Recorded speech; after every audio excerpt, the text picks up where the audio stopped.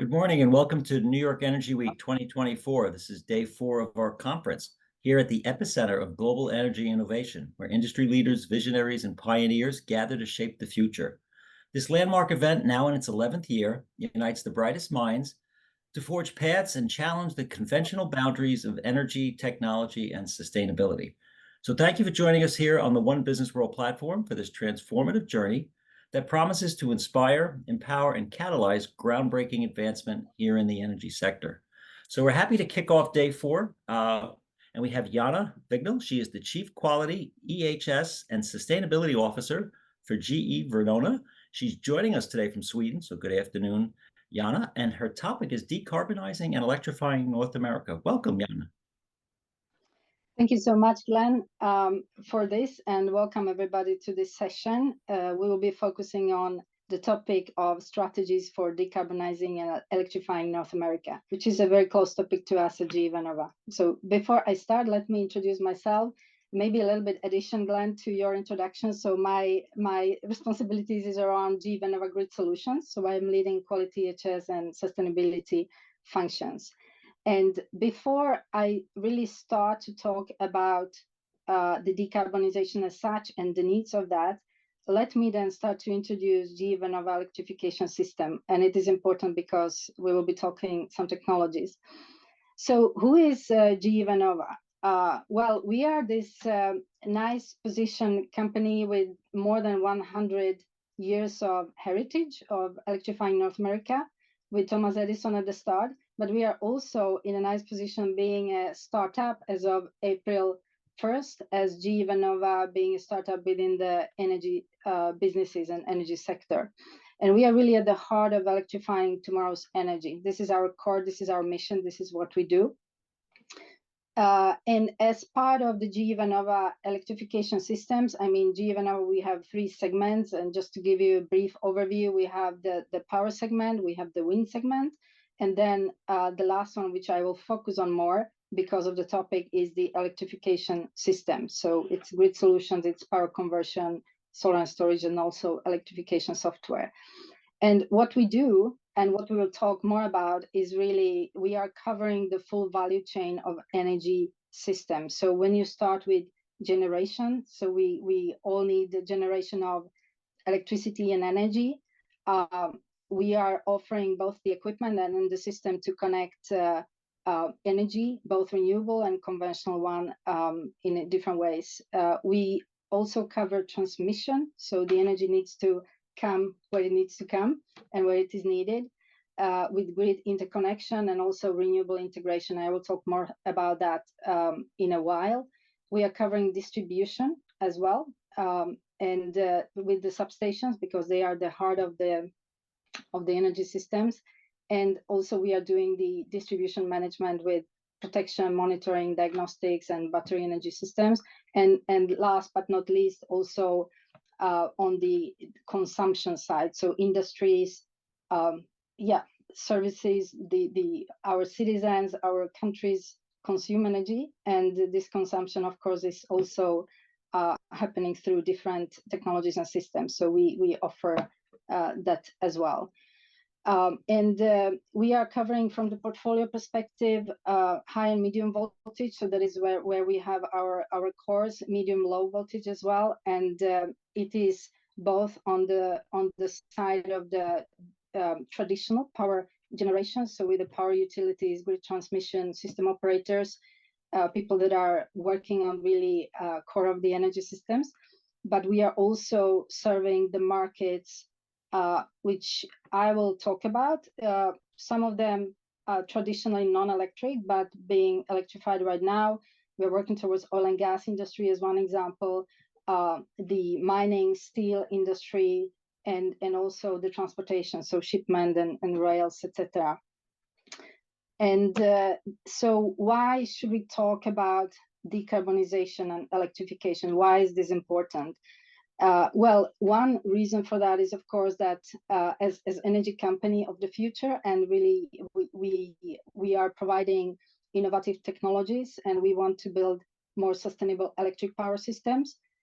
we have done our own commitments. We have our heart in electrifying and decarbonizing the world with the goals that we are setting ourselves. And we are setting the goals on ourselves as well, with conserve and thrive on the below, where we are working with our own operations, our own products to make them more sustainable, to decarbonize, as well as create really safe, reliable working conditions for everyone, both throughout our supply chain, basically.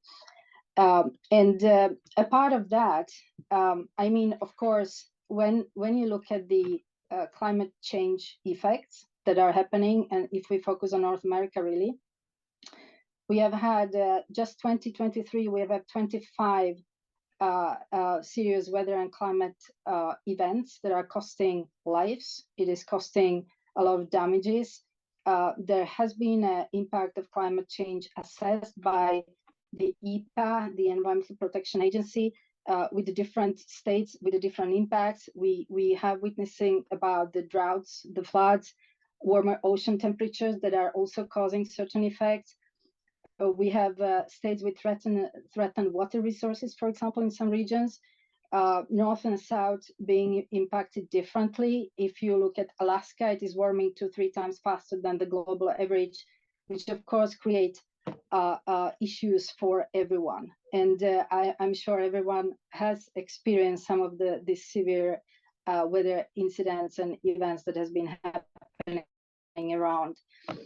And now North America is really key in this effort to decarbonize the world, because as we know, the world needs to get decarbonized. If you look at the share of the fossil emissions of the major emitting economy, of course, North America is one of the key areas to have this happen, and it is moving ahead to make it happen as well. So we really have certain commitments done now in North America, rejoining the Paris Climate Agreement. We have goals on net zero by 2050.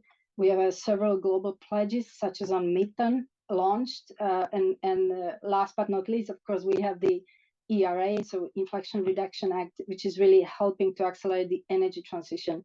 And why we talk about the energy transition and why it needs to happen is because if you look at, again, on the carbon footprint, the electric power is 1/4 of it. So electric power generation and transmission needs to decarbonize.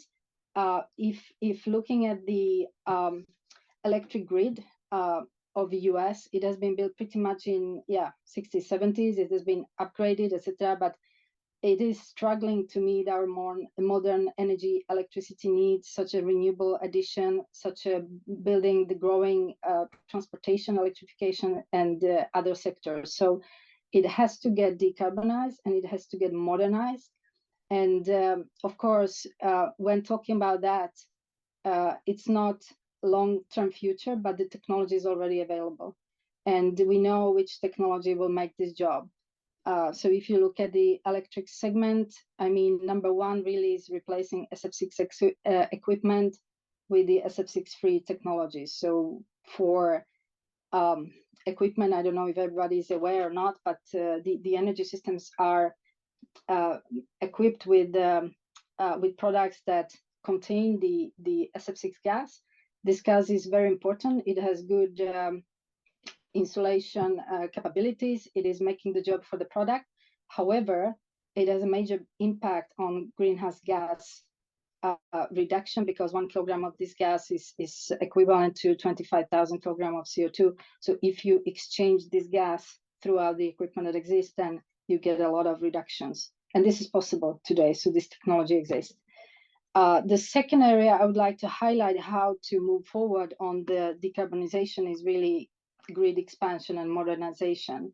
So the increased needs of added energy needs to happen and can happen with integration of renewable energy sources such as wind and solar, and there is already many projects ongoing across the US.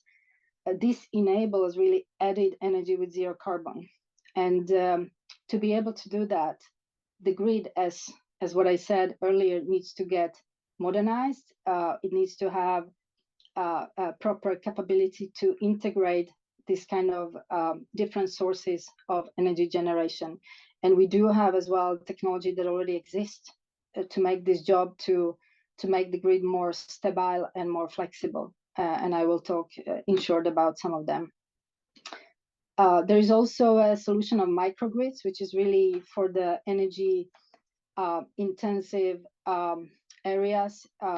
You can create really microgrid around it, and it can be done on zero carbon. So there are ways to do it. Then, of course, if you look at what exactly it is, I talked about SF6-free technologies. There is already, what you see on the picture is a it's a product that is connected to grid.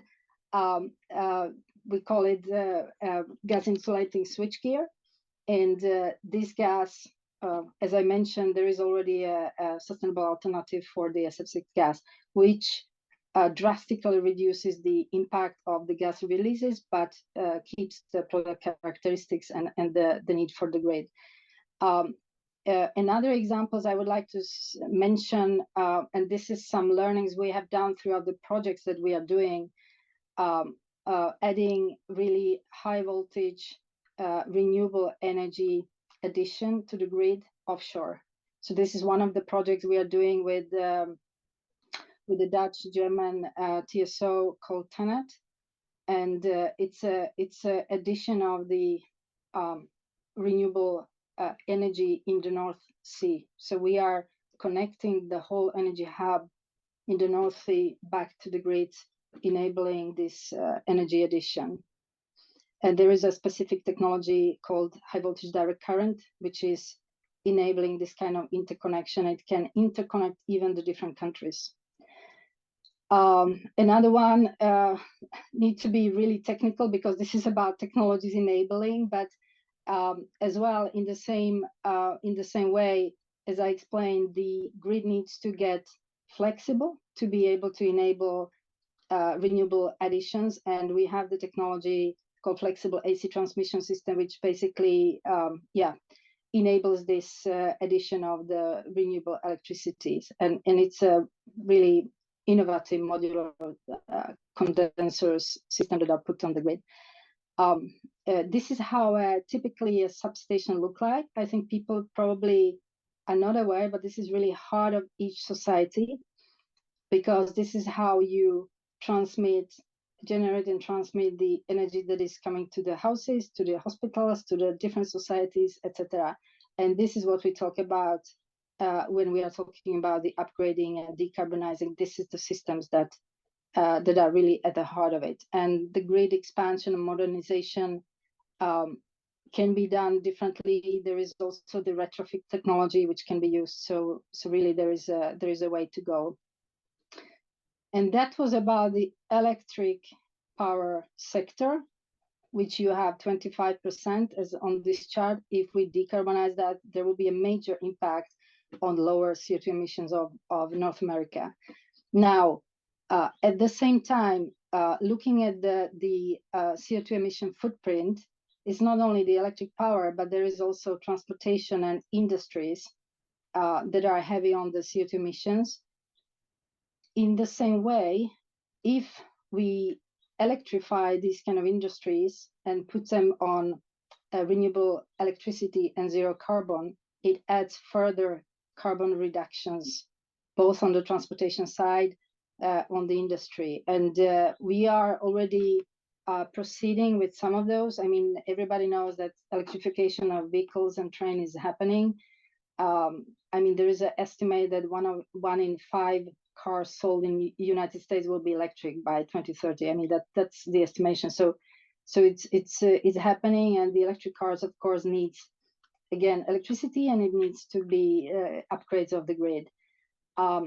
Another important area here to decarbonize is the data center, because of the AI efforts and the digitalization. This is growing, and of course, if we want to enable those capabilities, we can build them at net zero. So really adding them renewable electricity and renewable energy so that they don't produce additional CO2.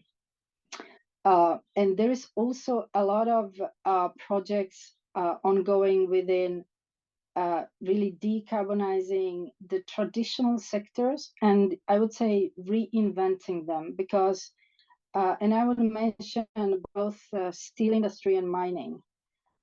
If you look at the steel industry, there is already a technology path towards zero carbon steel, which is used on hydrogen. And this is, again, the technologies that we are supporting from GE Vernova as well, this kind of projects to make it happen, because you need a different energy infrastructure around it. And as an example, recently in March 24, US Department of Energy announced $6 billion investment for commercial scale projects that will demonstrate this kind of technologies and building up the capabilities in North America with the Cleveland-Cliffs and SSAB as selected companies. So this really is a future of additional possibilities to cut on the carbon. And as said, I think I will not spend too much time on this one, but once changing completely the steel making process, there is a technology innovation that needs to enable that kind of change also on the energy side. And from GE Vernova electrification system, there is one example. We are already supporting this kind of with the converters and STATCOM systems to help to stabilize the local grids once these big hydrogen projects are put on the grid. Yes, transportation. I think that's very close to everyone. We do drive cars, we have trains, etc. So for sure, the decarbonization of transportation is one of the big efforts that we are doing as well, and supporting. This is one of the examples of Germany going 100% to electrified trains. So for the rest of them, we have been supporting them on establishing that as well. Some example with electric ship. This, what you see on the screen, is actually one of the world's largest crane vessels. It's capable of installing large offshore assets. So once you bring the power generation offshore with renewable electricity, you need this kind of equipment to make it happen. And of course, this ship also needs to be and shall be run as much as possible on sustainable fuels and electric systems. So we have been, this one specifically, one Sleipnir, we have been helping again to stabilize the energy propulsion in the motors, and also with the transformers and switchboard, etc., so that the ship can do the job that it needs to do, putting offshore turbines offshore far out. And everything that I mentioned here about the technologies, we are seeing that the technologies are available for decarbonizing the grids, for electrifying additional sectors that needs to be added to the grids.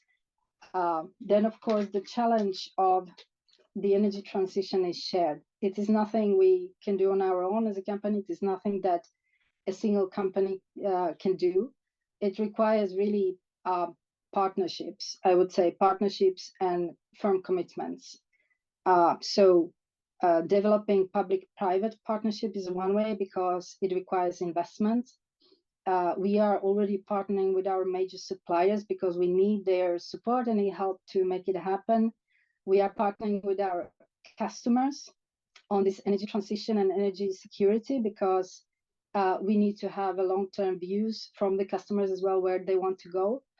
And last but not least, of course, it is about each company's commitment as well to support this transition and to do it. I mean, if we talk about GE Vernova, we have committed to cut our carbon emissions by 50% in 2030, which is an important commitment. And we are, with this as well, supporting from our end to make it happen. So summarizing my outlook here. I would like to say we all are at the heart of electrifying tomorrow's energy. We in GE Vernova definitely are. Of course, we are supporting our key stakeholders to make it happen. So thank you for your attention, and hopefully we can have a further dialogue around these outlined themes. So back to you, Glenn. Thank you, Jana. Thank you very much. What a wonderful presentation. Tremendous slides. Great work by GE Vernova for sure. Hey, just to go back a little bit, one of your earlier slides, just on your sustainability framework, you had Yes. decarbonize, you had thrive, you had conserve, and you had electrify. Tell me a little bit more about thrive. That seemed to be focusing more on if this was an ESG kind of piece, the S part. Right. So yes, I mean, we recognize that, of course, on electrify decarbonize, this is an attempt that the whole world needs to do. We do our share on the conserve, so we are really working on our products and our operations to decarbonize, to bring more circular material into that. At the same time, we recognize also there is a social side of the sustainability, not at least to talk about safe conditions, thriving of the people in the workplaces, our joint work together with our subcontractors and our partners and suppliers. So yes, it is an integrated part of what we do. We are working systematically, I should say, with this one across our own, together for our employees to start with, but across all the projects that I talked about in the same way. So we want this transition to happen in a just way and in a mindful way. Okay, wonderful. Thank you for that. Hey, on the partnership side, also obviously very important in this field. The fact again, you think about the concept of stakeholders, right? So Right. that's communities, that's suppliers, that's customers, as you go about that, and that's incredibly important. When you're working with suppliers or customers, are you typically talking to the finance people, their equivalent of a sustainability person? Are you talking with any of like the chief operating officers? Who's usually the audience when you're having these conversations about establishing partnerships? Right. So in a different way, but I would like to say that from the point of really driving the decarbonization, electrification, these discussions are being taken at the top leadership levels. So when you talk about, for example, the projects in the North Sea, that is really the CEOs of TenneT and the CEOs of our company are discussing. Also, the engagement with other key partners and customers such as Microsoft, Amazon, etc. Of course, it happens at different levels, but I would like to say anyway that there is a true commitment at the senior level of the leadership to drive this kind of attempt as part of the core business strategy. So it's not anymore just a conversation. We also receive from our customer through the tenders firm requirements on some of these things, delivering on our own carbon neutrality, delivering some recycled circular materials, etc. So it comes, you can see it really, it comes through the main business processes. It comes through the request from the customers. It comes through, of course, from us channeling down to our supply chain in the same way, because we have to do it. And in this way, that is the only way I see really in this broad partnership to make it happen, because it's not an easy thing. I mean, to drive energy transition is not, again, for the grid that has been around in 100 years. It doesn't happen over a day, and there needs to be also of course, collective investment. So the public side is as well important, because adding renewable energy is really on a public side decision many times. So yeah, I would say it's a really topic of senior leadership and our CEOs as well. No, that makes perfect sense. It's really part of your it's your culture. It's embedded in your strategy, right? As you look ahead. And you're in an interesting spot because you're doing all of this wonderful work inside, right? Inside for Vernova. But then Right, as you branch out, you're looking at the different industries you had. You had right, you had transportation, you had real estate, residential, all sorts of opportunities to make that difference and to grow that good, which is really very, very impressive. When you look at those right. categories, right, you focused a little bit on industry and obviously electric power. Transportation, we've had a couple of folks talk here this week on New York Energy Week, and it's amazing what's being done with in municipalities, with fleets, and all of those types of things. Yeah. It's really incredible when you see, and you wonder sometimes if we're not getting enough credit for what's being done because it really is Yeah. impressive. It really is impressive, you know? Yeah, it is. But we are really driven by this mission. So we are saying that we are in this fortunate position to be able to serve really multiple industries and drive this change across.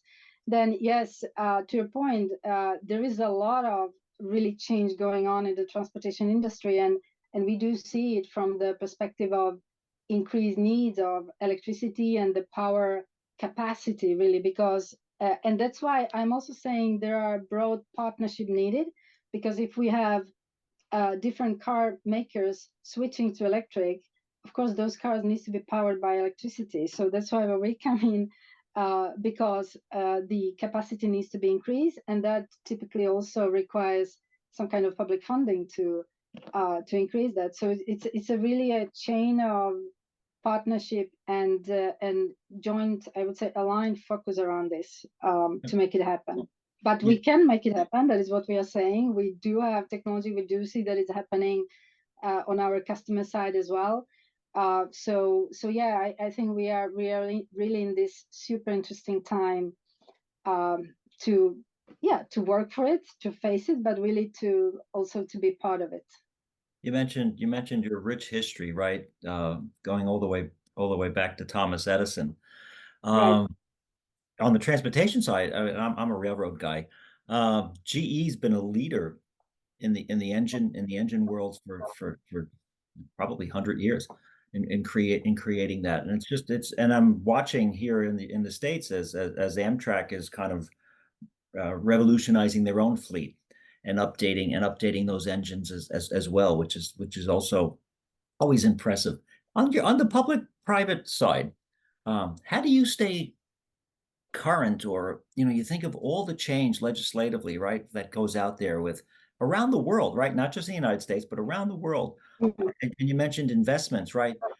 How do you keep track of that or monitor that or stay on the pulse of all of what may be available? Because nobody ever wants to leave money on the table, right? If there's funding out there and you guys have all these great solutions and great ideas, and being able to access that, how do you stay current?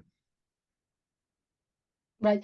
So in Europe, I would say that mainly our customers are driving this, because they are, if you take the traditional TSOs, they are funded by some of the public funding. So the projects that are being started are started by our customers on the upgrade of the grids and added capacity, etc.